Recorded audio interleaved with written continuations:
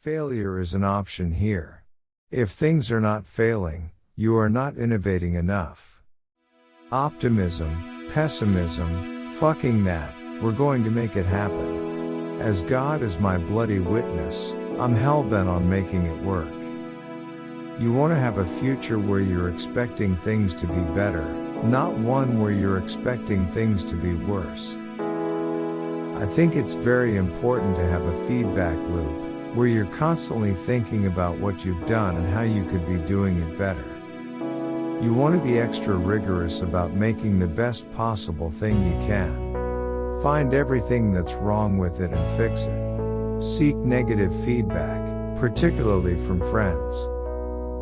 Persistence is very important. You should not give up unless you are forced to give up. Brand is just a perception, and perception will match reality over time. Sometimes it will be ahead, other times it will be behind. But brand is simply a collective impression some have about a product. It is a mistake to hire huge numbers of people to get a complicated job done. Numbers will never compensate for talent and getting the right answer. Two people who don't know something or know better than one will tend to slow down progress, and will make the task incredibly expensive. A company is a group organized to create a product or service, and it is only as good as its people and how excited they are about creating. I do want to recognize a ton of super talented people. I just happen to be the face of the companies. People work better when they know what the goal is and why. It is important that people look forward to coming to work in the morning and enjoy working. I say something, and then it usually happens. Maybe not on schedule, but it usually happens.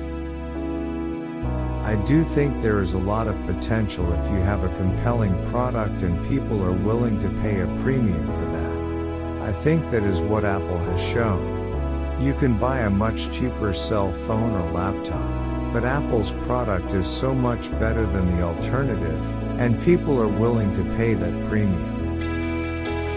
I don't spend my time pontificating about high-concept things. I spend my time solving engineering and manufacturing problems. I always invest my own money in the companies that I create. I don't believe in the whole thing of just using other people's money. I don't think that's right.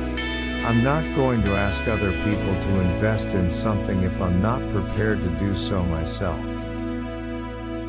My biggest mistake is probably weighing too much on someone's talent and not someone's personality. I think it matters whether someone has a good heart. I don't create companies for the sake of creating companies, but to get things done.